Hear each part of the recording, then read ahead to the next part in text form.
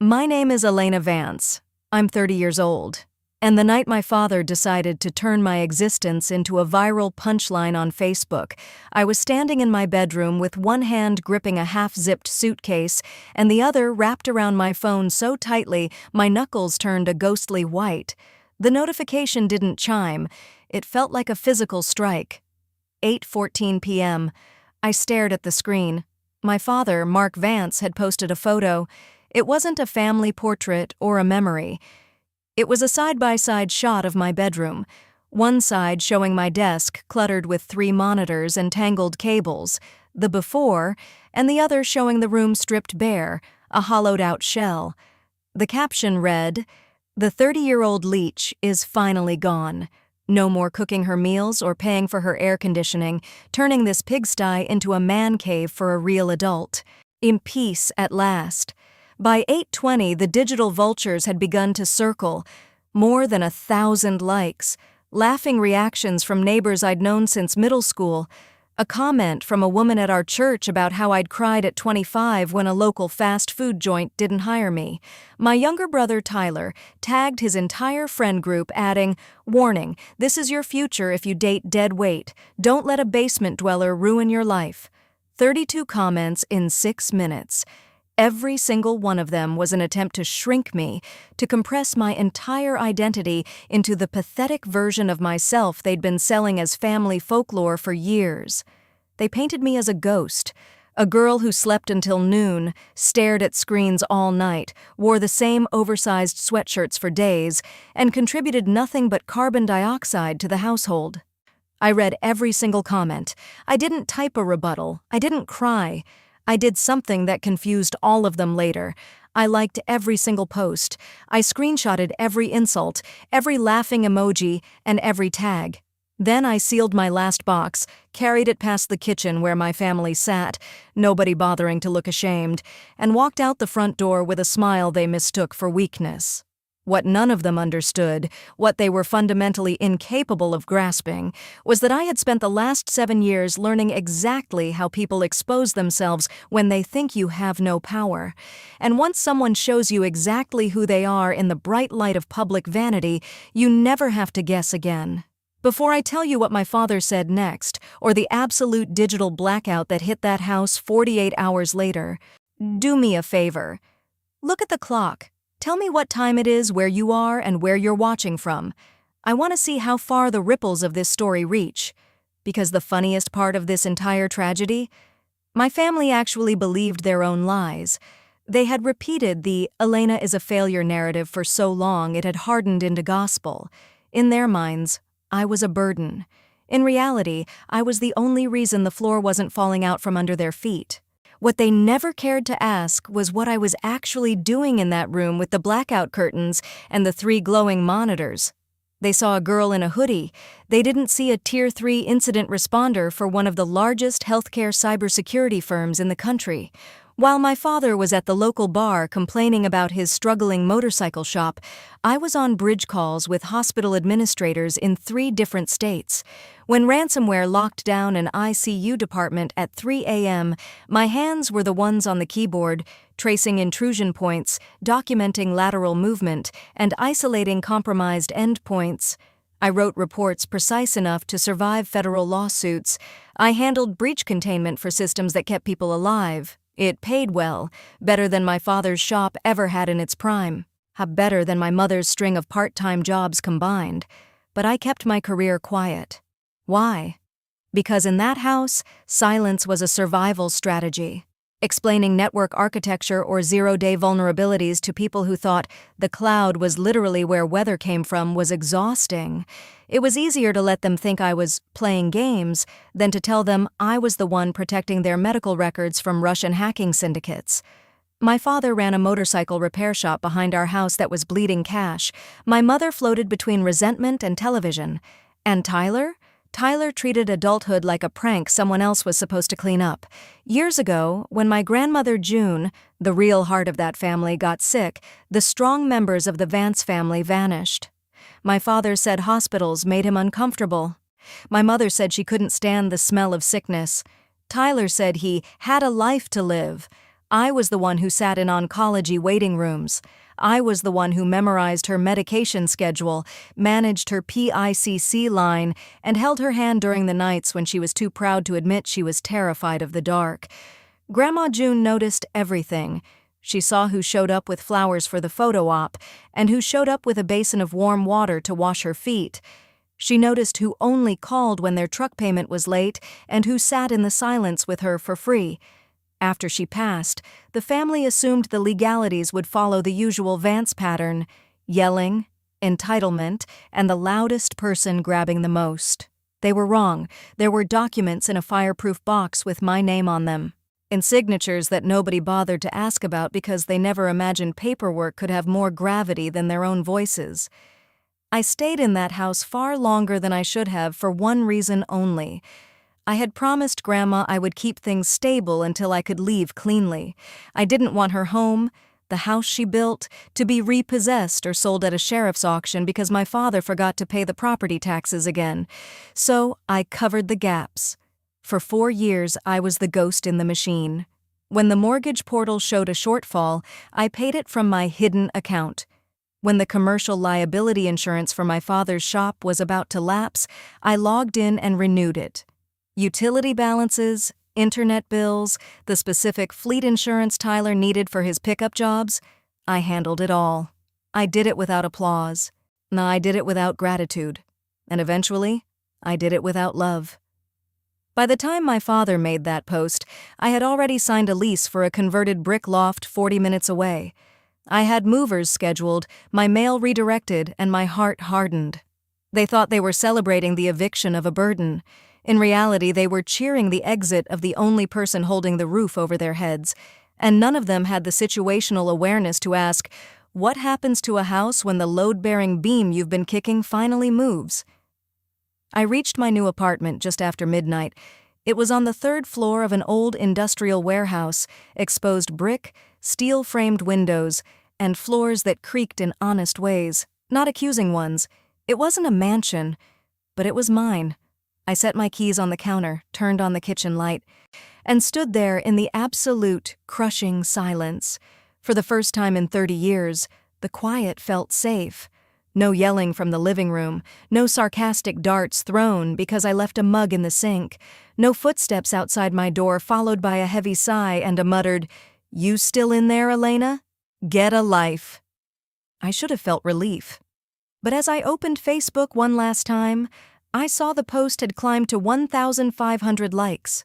A former high school classmate had commented, "Tough love is the only way with these types. Glad Mark finally grew a backbone." I felt a coldness settle into my chest. It wasn't rage. Rage is hot, messy, and impulsive. This was something else.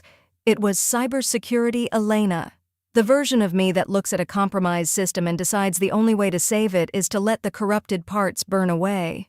I opened my laptop. I pulled up my master spreadsheet, the one I'd maintained for 4 years. Every account tied to that house was listed there: the mortgage login, the property tax reminders, the gas, water, and electric portals, the commercial insurance for the shop, even the specific payment plan I had negotiated with the county when my father fell behind on his business taxes. I stared at the auto draft toggles. People love calling cruelty a joke until the consequences arrive. They think they can humiliate the person saving them and still expect the salvation to continue. It's a logic error, a system failure. One by one, I began to deregister my bank accounts. I didn't sabotage anything. I didn't hack them. I simply stopped being the ghost provider. I removed my credit card from the utility portals. I changed the primary contact email on the mortgage account back to my father's, the email he never checks. Now, I sent a formal notice to the insurance broker stating I would no longer be the point of contact for the Vance family policies. Then, I scheduled a meeting with Rebecca Sloan, the estate attorney Grandma June had trusted more than her own blood. By lunch the next day, my mother had posted a new photo. My empty bedroom repainted a hideous dark gray, with a cheap leather recliner shoved into the corner and a mini fridge stocked with beer. "Look how much better this space is without the chaos," she wrote. "Peace at last." My father commented, "Best renovation we ever did." I looked at the word renovation and almost laughed. They were right. A renovation was happening. I was tearing out the rotten beliefs they had installed in me. I was rewiring my panic. I was replacing the cracked parts of my personality with something load-bearing. At 4 p.m., my phone pinged, an automated alert from the insurance carrier. Commercial liability policy for Vance Cycle Works, pending lapse, payment not received. At 4:11 p.m., another one. Mortgage draft unsuccessful. Please update payment method to avoid late fees. For years, those alerts would have made my stomach drop. I would have scrambled to fix them before my father noticed, before my mother spiraled, before the house became a war zone. That afternoon, I felt nothing. I just sat back and watched the sunset through my new windows, waiting for the first phone call. I knew it wouldn't be an apology. I knew it would be a demand. Because when you're a leech, you're not allowed to have boundaries. But what they were about to learn, and what you're about to see, is that the leech was actually the life support system. And once you unplug life support, the room gets very, very quiet. Before the first 48 hours in my new loft were up, the silence I had fought so hard for was shattered. Not by a person, but by a system. If you've ever wondered what it looks like when a house of cards finally meets a gust of wind, you're about to find out. Because while my family was busy painting my old room gray and celebrating their peace, the digital safeguards I had maintained for years were quietly expiring. The first call came from Tyler at 10:19 a.m. on a Tuesday. I didn't answer. I was in the middle of an emergency patch for a clinic in Oregon. He left a voicemail that sounded like a tire blowout. "Elena, pick up the phone. Dad's at the shop and the power is out. He says the account is flagged. What did you do with the login?" 10 minutes later, my mother. "Elena, honey, there's a mistake with the mortgage. They said the autopay was canceled. Call me back, we need to fix this before your father gets home." They still used that word, fix. As if I were a specialized tool they kept in a drawer only to be taken out when something broke. They didn't want me, they wanted the fixer back in the box. I listened to the messages while eating a quiet lunch by the window. For the first time in a decade, my stomach didn't knot up. My blood pressure didn't spike. I felt the strange, clinical detachment of a coder watching a buggy program crash. It wasn't my code anymore. 2 days later, I sat across from Rebecca Sloan. Her office in downtown Columbus smelled of old walnut, expensive coffee, and the kind of heavy paper that holds the weight of lives. Rebecca had been Grandma June's attorney for 30 years. She was a woman who didn't believe in family drama. She only believed in signatures. She slid a thick black folder across the desk and tapped a tab with my name on it. "You've waited a long time to invoke this, Elena," she said, her voice like gravel and silk. "I know why. You loved her. But June didn't build this trust for you to be a martyr. She built it because she knew exactly who her son was." Let's talk about the Vance family secret. Grandma June owned our house and the land the motorcycle shop sat on outright. 8 years ago, when my father's expansion plans nearly cost him everything, Grandma stepped in. She didn't give him the money. She placed the properties into a living trust. In that trust, she named me, the useless daughter, as the successor trustee. My parents were granted what the law calls a revocable license to occupy the house. My father had a below-market use arrangement for the shop. But there were conditions, strings made of steel. "Red Clause 4C again," Rebecca prompted. I looked at the text I had memorized months ago. "Public harassment, defamation, or targeted humiliation of the acting trustee by any occupying beneficiary constitutes hostile interference. Such actions shall trigger immediate review, termination of occupancy, and the acceleration of property transition remedies." My father's Facebook post wasn't just a joke. In the eyes of the law, it was a documented violation of his right to live in that house. He had publicly attacked the person administering his survival. "The screenshots you sent," Rebecca said, clicking her pen, "they are a gold mine. Publicly naming you, portraying you as a dependent leech, inviting neighbors to ridicule the trustee, it's a textbook breach of the hostile interference clause, combined with the insurance lapse and the failed mortgage escrow payments you stopped covering." I don't even have to argue. I just have to file. I looked at my reflection in the dark screen of my phone. I didn't see the leech they described. I saw the woman who held the keys to their kingdom. Do it, I said. The process server reached the house on Thursday at 10:17 a.m. I know the exact time because my phone lit up like a fire alarm. My father called 3 times.